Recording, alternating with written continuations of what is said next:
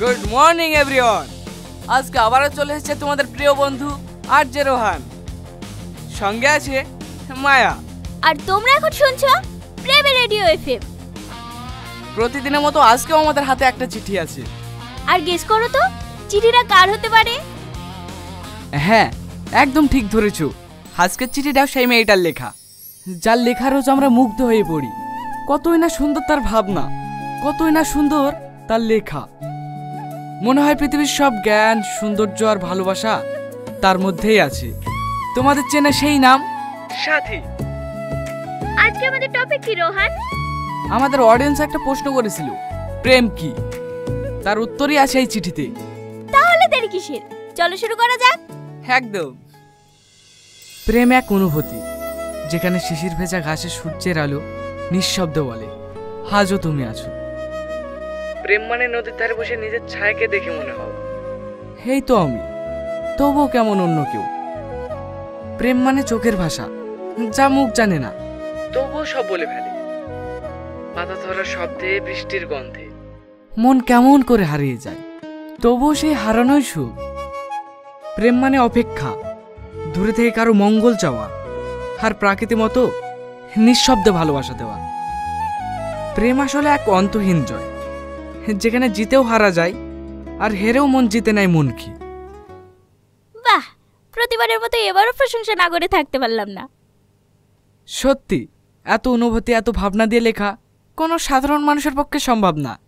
এই মেয়েটাকে যে টপিকে দেওয়া হোক না কেন, লেখে অনেক সুন্দর। তোমাকে অনেক অনেক ধন্যবাদ সাথী, আমাদেরকে এত সুন্দর একটা লেখা উপহার দেওয়ার জন্য।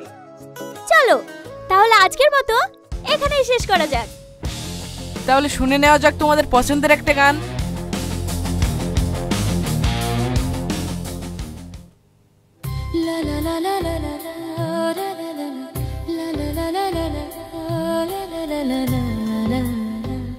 সাথী, সাথীমা,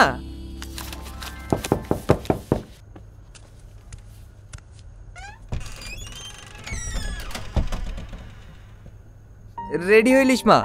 আজ তোকে দেখতে আসবে। ঘটক বললো পাশের গ্রামে বাড়ি, ছেলে নাকি ব্যাংকে চাকরি করে।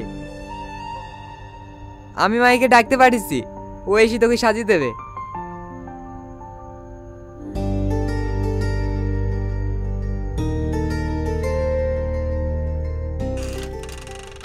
কিরে, চিঠির প্রেমে পড়ে গেলি নাকি? চিঠির না, যে লিখেছে তার প্রেমে পড়েছি। ওহো, লেলা মাজনু। কে লিখেছে চেনা নাই জানা নাই, আন্দাজে প্রেমে পড়ে গেল। নাও, এটা একবার পড়ো। কেন? এখানে সুন্দরভাবে বোঝানো আছে যে ভালোবাসার রূপ দেখে না, মন দেখে হয়। নাও নাও নাও, পড়ো।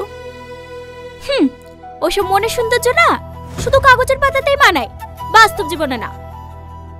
যাই বলো মায়া, আমি কিন্তু এই অচেনা সাথীর প্রেমে পড়ে গেছি। তুমি তো আশেপাশে দেখতে পাও না কোথাকার কোন মেয়ে চিঠি পাঠিয়েছে, তার নাকি প্রেমে পড়েছি। তোর যখন মেয়েটাকে এতই ভালো লাগে, তাহলে দেখা করছিস না কেন? কিভাবে করব? এই চিঠি আর রেডিওই তো আমাদের একমাত্র যোগাযোগের মাধ্যম। এই মাধ্যমটাই কাজে লাগা না, ডাক মেয়েটাকে। কিন্তু কিভাবে?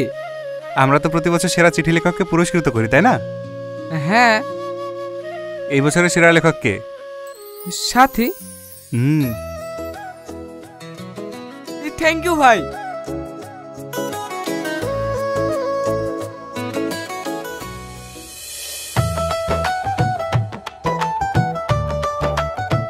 হাই মাই, বস।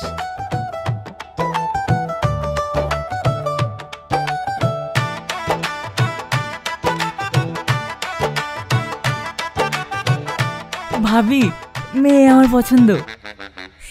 চুপ কর পাগলা। তোমার নাম কি বোন? ওর নাম সাথী। বাহ বাহ। কোন ক্লাস অবধি পড়েছো? কলেজে পড়ছে, ফার্স্ট ইয়ার। ওকেই বলতে দাও না, তুমি বলছো কেন?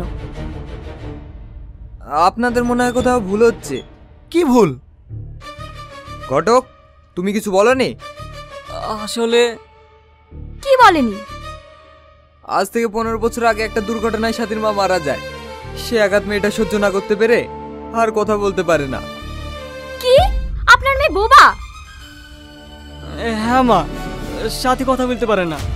হ্যাঁ, এই বিয়ে হবে না। কেন ভাবি? মেয়ে তো সুন্দর। চুপ কর, এরা তোকে ঠকিয়ে বোবা মেয়েটাকে তোর গলায় ঝুলাতে চাইছিল, তুই বুঝতে পারছিস না?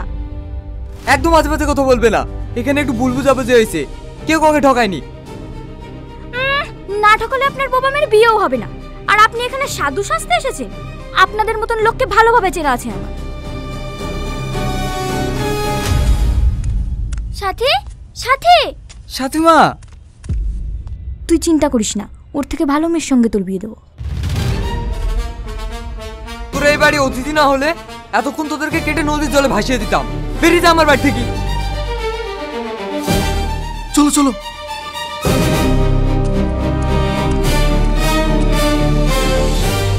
আমার ভুলে গেছে ভাই, আপনি আমাকে ক্ষমা করে দেন। যা হয়েছে হয়েছে, তুমি আবার ছেলে দেখো, আর এবার যেন সবকিছু জেনে কেউ এই বাড়িতে আসে। কিন্তু ভাই, কিন্তু কিসের? মেয়ে বাবা শুনে কোনো ছেলে বিয়ে করতে রাজি হয়েছে না। রাজি হবে না মানে? তুমি শুধু ছেলে দেখো, দরকার হয় আমার টাকা পয়সা জমি জায়গা সব দিয়ে দেবো। ঠিক আছে ভাই, দেখছি। দেখো, আমি 1 মাসের মধ্যে বুড়ি বিয়ে দেবো।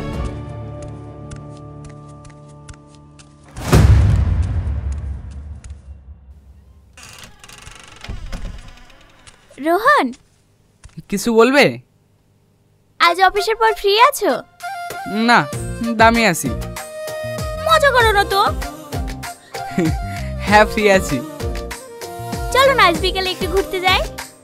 না না, আজকে যেতে পারবো না, তুমি অন্য কাউকে বলো। অন্য কারোর সাথে না, তুমি যাবে কিনা বলো। আমি যাব না, দরজাটা বন্ধ করো তো।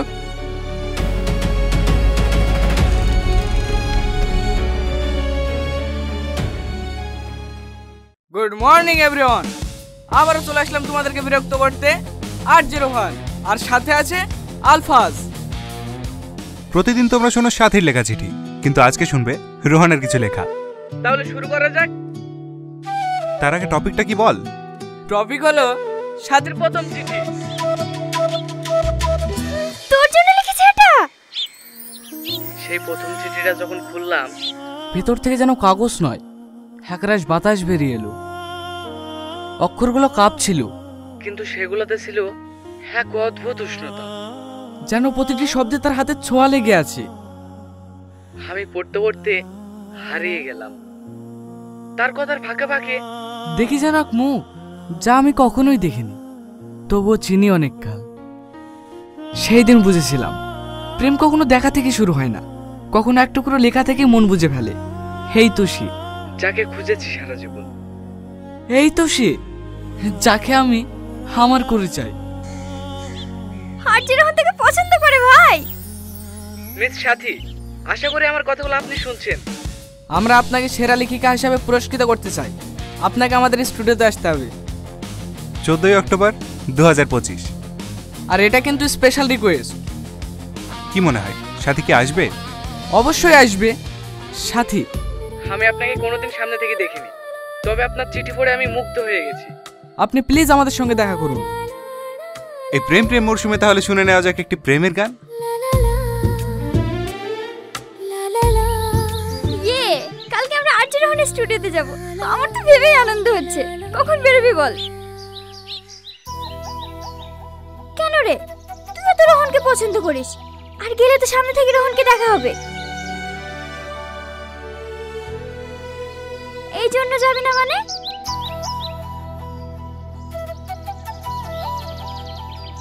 বিয়েতে হ্যাঁ দিলি কেন? তুই তো রোহনকে ভালোবাসিস।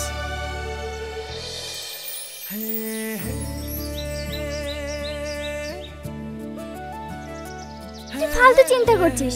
কথা শুনে যা বুঝলাম, ও তোকে ভালোবাসে। তুই গিয়ে একবার দেখা কর না, যদি সবকিছু বদলে যায়। আমি তোর কোনো কথা শুনবো না। কাল তুই যাবি মানে যাবি। আমি মামার বাড়ি যাওয়ার নাম করে তোকে নিয়ে যাব। তুই রেডি থাকবি। কোনো কথা না।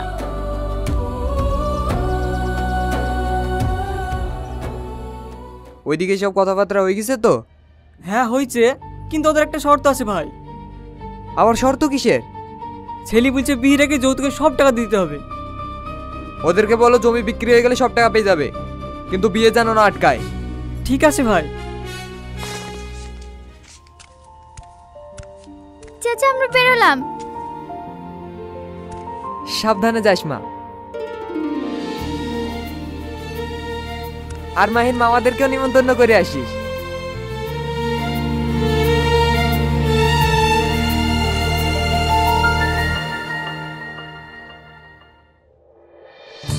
আমরা এসেছি আজ সেই মেয়েকে দেখতে যার চিঠি আমরা রোজ রেডিওতে শুনি। হ্যাঁ, সে সাথী আসতে চলেছে আজ। আর কিছুক্ষণের মধ্যেই আসবে সাথী। দেখতে চোখ রাখুন এবিপি 24 নিউজ। এই সাথী, এখানে তো অনেক ভিড়, ভিতরে যেতে পারবো তো? সাথী কখন আসবে? আমরা সাথীকে দেখতে চাই। এরা সবাই তোর জন্য এসেছে। আমি ওদেরকে জানাই যে তুই সাথী।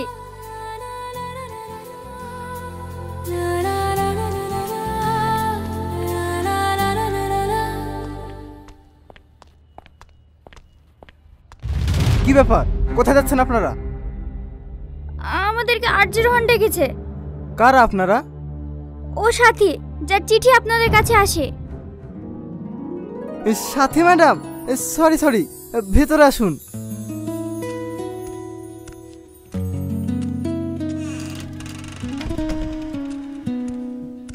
এখানে বসুন, স্যার এখনই চলে আসবে।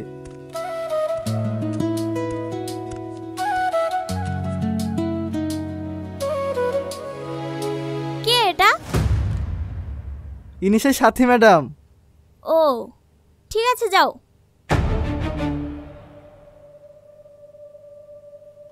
শুধু সাথী থাকবে, তুমি বাইরে যাও। তুই বস সাথী, আমি বাইরে অপেক্ষা করছি।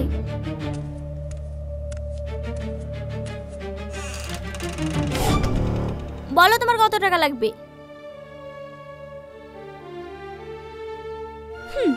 টাকার জন্যই তো এসেছো। তোমাদের মতো মেয়েদেরকে আমার ভালো করেই চেনা আছে।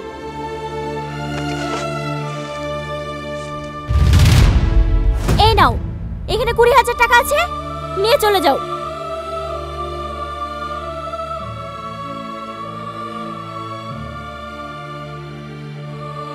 আমি কি জানো? রোহনের গার্লফ্রেন্ড। ও কার সাথে দেখা করবে না করবে সেটা আমি ডিসাইড করব।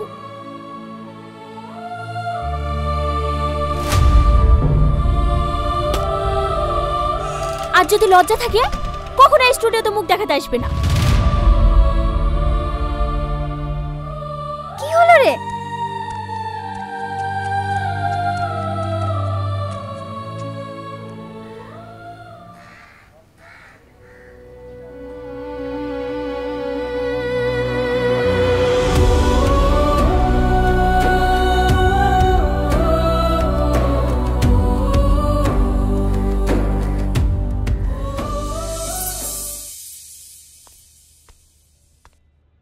স্যার, সাথী ম্যাডাম এসেছিল। তুমি বসতে বলনি? বলেছি, কিন্তু 5 মিনিট বসেই চলে গেল। জিজ্ঞেস করলাম তো কিছু বললো না।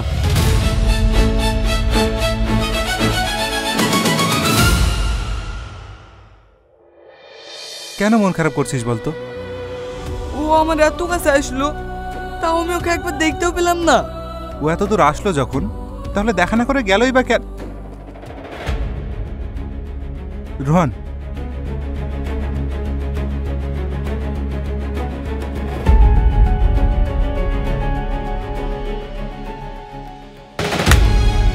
হ্যাঁ, আমি ওকে তাড়িয়েছি।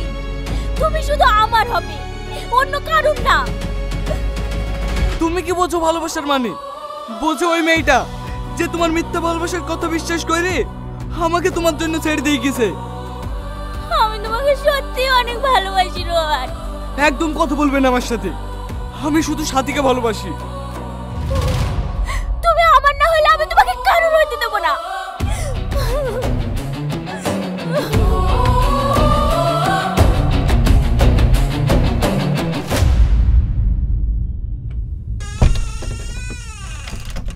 সাথী, দেখ তো মা, শাড়িটা পছন্দ হয়েছে কিনা।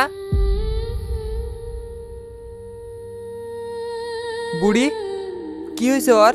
ও কিছু না চাচা, কাল বিয়ের পর আপনাকে ছেড়ে চলে যেতে হবে তো, তাই একটু মন খারাপ। ও দেন চাচা, আমাকে দেন।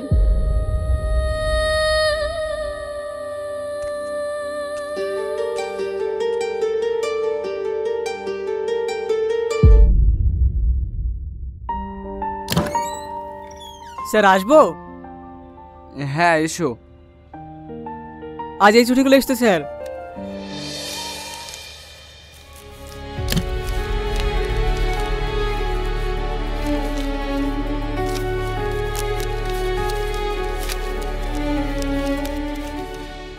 ভেবেছিলাম আর কোনোদিনও চিঠি লিখবো না আপনাকে, তবে কি করব বলুন, বেশ বড়ই অদ্ভুত জিনিস।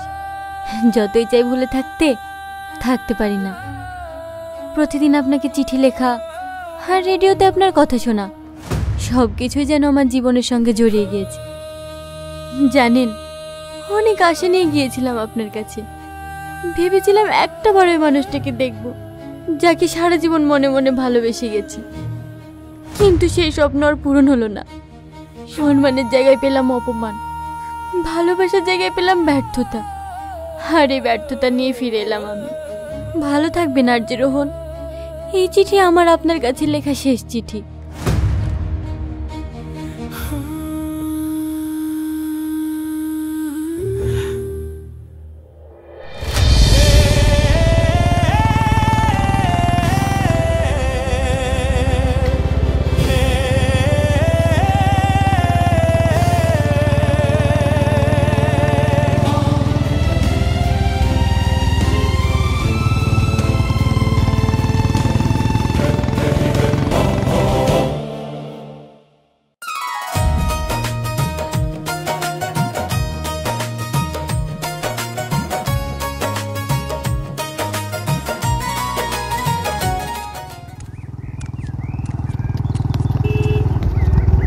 চাচা, শোভানগর কোন দিকে?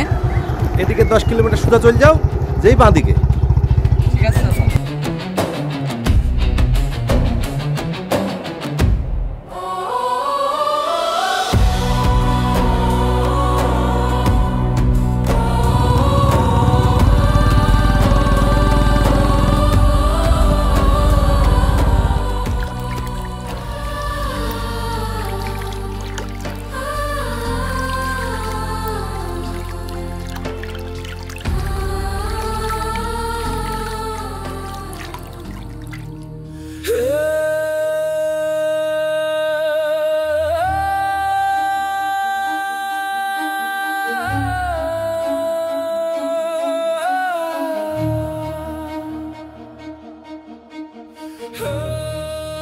কেন এত মন খারাপ করছিস বলতো? ওর কথা ভুলে যা আর নতুন করে সংসার শুরু কর। দেখবি তুই অনেক সুখী হবি। মাহি, বুড়ি রেডি হলো? হ্যাঁ চাচা, হয়ে এসছে। তাড়াতাড়ি লিয়ায়, মৌলানা সাহেব চলে এসছে। আপনি চলেন চাচা, আমি সাথীকে নিয়ে আসছি।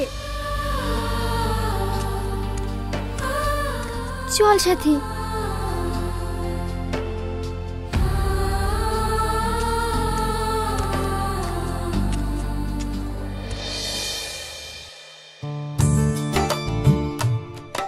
হে তো মেয়ে চলে এসছে।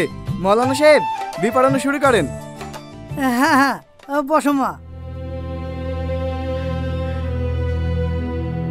আজলামপুর নিবাসী সামাদ শেখের একমাত্র পুত্র মোহাম্মদ রাকেশ শেখ 10,001 টাকা দেনমোহরের পরিবর্তে। থামেন, আগে বলুন আমার টাকা কই? এই সব টাকা এখনো জোগাড় হয়নি বাপ। তুমি আমাকে কটা দিন সময় দাও, আমি দিয়ে দেবো। অবললে তো হবে না। আমি আগে বলি শুনে বিরাগে সব টাকা লাগবে। তাড়াতাড়ি বাকি 5 লাখ টাকা দেন। আমি তোমাকে কথা দিছি, বিয়ের 5 দিনের মধ্যে তুমি সব টাকা দিয়ে দেবো। আমি কোনো কথা শুনবো না, আমার টাকা এখনই লাগবে। আমি তোমার কাছে হাত জোর করছি বাপ, তুমি বিটা আটকায়ও না। দাঁড়ান মামা।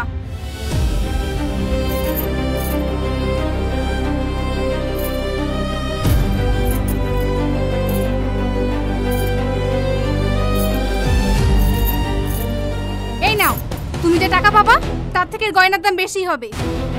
হ্যাঁ হ্যাঁ ঠিক আছে, 5 দিন বাদে যখন টাকা দেবে তখন গয়নাগুলো নিয়ে চলে আসবে। এবার তো বিয়েটা করো। হ্যাঁ, শুরু করুন মৌলানা সাহেব। তুমি কি কবুল মা? কবুল হলে হ্যাঁ দাও। বুড়ি হ্যাঁ বল। হ্যাঁ দাও মা। সাথী, এ আবার কি? এই বিয়ে হবে না। আমি সাথীকে ভালোবাসি। কে তুই? আমি আরজে রোহান। তোমাকে তো আগে কখনো দেখিনি। আমি সাথীকে ভালোবাসি আঙ্কেল, ওকে নিয়ে যেতে এসেছি।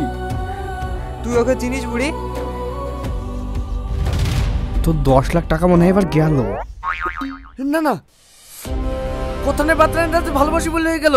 আজ আমাদের বেরিয়েছে এখান থেকে। সাথীকে না নিয়ে আমি কোথাও যাবো না।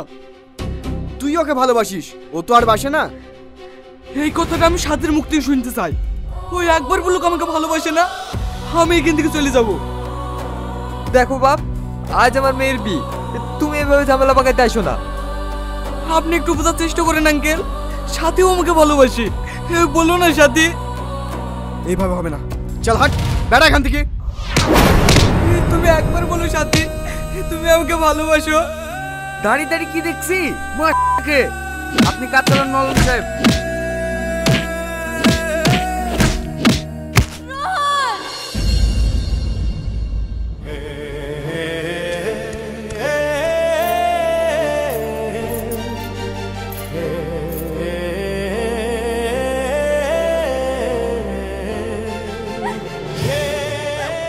আমি তোমাকে ভালোবাসি রোহন, আমি তোমাকে ভালোবাসি।